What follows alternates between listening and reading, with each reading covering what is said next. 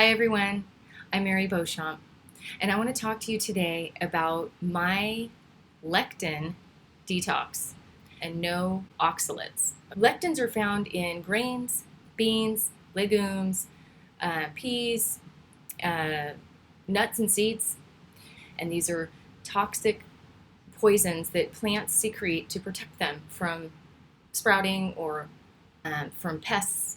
And gluten is probably one of the most famous lectins of all times, and we've heard a lot about lectins and gluten lately.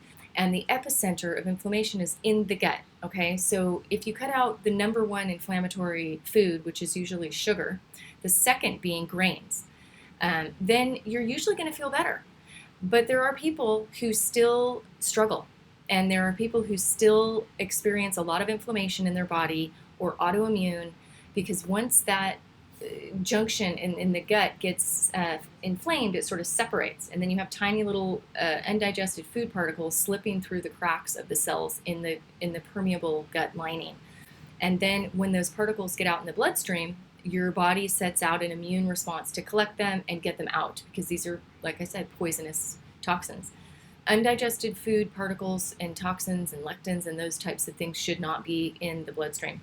If this persists, the collection of those lectins, which may go to the brain, it may go to the liver, it could go to the pancreas or the thyroid. So there's a lot of autoimmune disorders right now, highest levels ever. Prior to the industrial food revolution, people didn't have autoimmune disorders. We died of, falling off a cliff or getting bit by a scorpion, but not from autoimmune, inflammatory diseases, right? So these are all based in inflammation, okay? So I have been a huge proponent of doing keto the right way, which is clean and with healthy fats, okay? So I just want to recap. The three major inflammatory foods are sugar, grains, refined oils, okay? So you can get rid of most of those things if you're doing keto, but a lot of people don't get rid of them all. You see a lot of keto recipes with almond flour and MCT oil, for example, and any kind of oil that is a refined oil is going to be inflammatory and toxic in your body, okay? So you've got your sugar, which is an inflammatory. You've got your grains, nuts, legumes, seeds. Mostly nuts and seeds are pretty common in keto. A lot of seed breads and nut, breads, almond flour, coconut flour, which is a huge step in the right direction. Don't get me wrong. Most people will get enormous amounts of relief just from cutting out the major sugars and processed foods, which are not allowed on a keto diet. You can never get into ketosis if you eat sugar and processed carbohydrates, right? We all know this. However, what happens when you get to your goal weight, or maybe you're struggling and you've sort of come to a roadblock?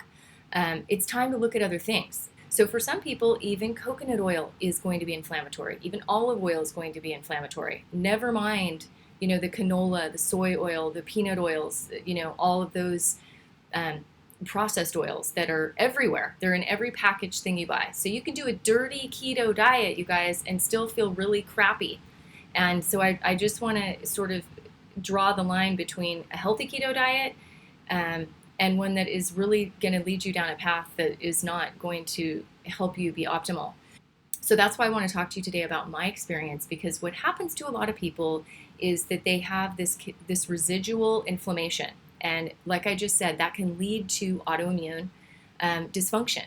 And that is because we have a lot of toxins leaking out through our digestive tract. And even if you cut out the sugar, the processed grains, and the refined oils, the seed and nut oils, you're still not going to get to that layer of what's could be causing you a lot of intestinal permeability and a lot of inflammation, even after you reach your goal weight. Even after you're thin and healthy looking on the outside, you still might have that joint pain or that fatigue or that autoimmune response. So again, it's time to go back to the gut and see what is going on. And I am committed to helping people discover the root of their dis-ease. So one of the things that can cause this is lectins and oxalates. All right, so we talked about gluten, and there's also lectins in nuts and seeds and legumes, peas, and beans. Very, very toxic, right? This is why you have to soak your beans before you eat them. In every traditional culture around the world, people always soak their beans.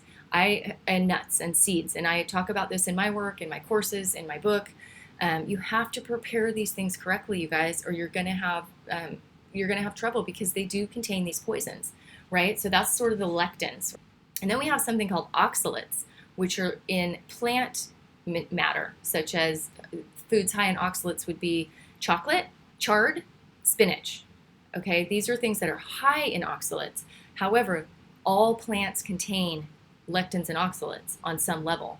So if you're looking at the content of plant poisons that we eat now that we never ate before in our ancestral diet, these are now being shown in the scientific literature to be major contributors to gut permeability, intestinal permeability, okay? Leaky gut, you guys, this is super important to understand this.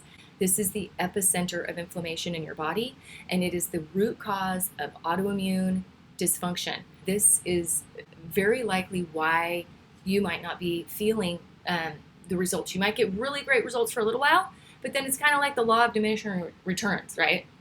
You feel amazing, and then you kind of start to get inflamed again, right? And that's because you reduced the amount of major inflammatory foods going in, and your body's kind of adapted and it's recovering and it's repairing, and then it's then left with the next layer, which is this much more subtle layer that's what I want to talk about today. And that is why I did a lectin and oxalate detox in the last 12 days. So this was day 12 of my fast from oxalates and lectins. And I went to a sweat lodge, which is a very ancient ceremony of purification that is very hot. And you sweat and you pray and you sing, and it's quite beautiful and amazing. So I went to this purification ceremony here in Mexico. After the sweat lodge, we all had vegetable soup that was homemade. It was beautiful. It had a little bit of lentils in it, mostly vegetable broth and fresh vegetables. And by the time I got home, my whole mouth and the side of my tongue was completely swelled up. And so here I thought all along, when I would have that reaction, I thought it was just because I ate too much carbs, too much sugar. And now I am truly believing that that inflammation is caused in my body because of this plant material. And I was amazed. I was absolutely amazed that I had such a reaction to vegetable soup with maybe 1 tablespoon of lentils in the soup that I ate. It was mostly broth. It was a very small bowl. So the next day I went back to all animals. Okay, so protein, meat, and animal fat. That's it. No eggs, no egg yolks, no dairy, no cream. You know, a lot of paleo people or carnivore people even will eat eggs and dairy. Those foods can also be very inflammatory. Eggs and dairy can be very inflammatory for many, many people. So I recommend, if you're going to do it, go all the way. Because then if you add that little bit of cream or, an egg back in, you're going to know it. And even the carnivore MD, Paul Saladino, he doesn't eat egg whites either. So I kind of don't think that the ancestral people were separating their eggs out in the field. I kind of doubt that they did that. So they probably ate eggs once in a while and ate the whites too, I would imagine. It was not an everyday thing. So we eat a lot of eggs in our culture, and most of them are not coming from farm sources. Even if they were, the whites are much more difficult to digest for a lot of people. I've done the dairy purge. I've done the, no eggs for a while, but I was always still eating a little bit of plants. My goal right now is to get off of all my supplements. My blood tests are not perfect. I always just thought it was because my genes or whatever. I didn't really know. And I teach that your body, if it has the tools it needs, it can heal itself. It can balance itself. It has everything it needs. So what does it need? That's the biggest question, right? What does the human body need? How do we intake the optimal nutrition? And who really knows, right? I certainly don't claim to know or be an expert in any of this. I just know my experience and what I've seen in my practice. So what I've seen is that my blood values are not perfect. I don't want to have to keep taking pills. Now, most of the clients that I work with, they'd rather take a pill than change their diet. I mean, to be honest, most people want a quick fix, and I get it. I know how hard it is to be the one at the table eating eating what I eat. So I get it. I wish I could take a pill and fix it. But I've been taking supplements for a number of years. I can tell you guys my number one goal is to get off of my supplements. I don't know if it's possible. I really don't. Dr. Paul Saladino says that if you eat enough animal protein and animal fat, that your body can make all the nutrients it needs. Okay? So for all of you vegetarians and vegans out there, you're going to love this. I know. I mean, I used to be vegetarian, so I get it.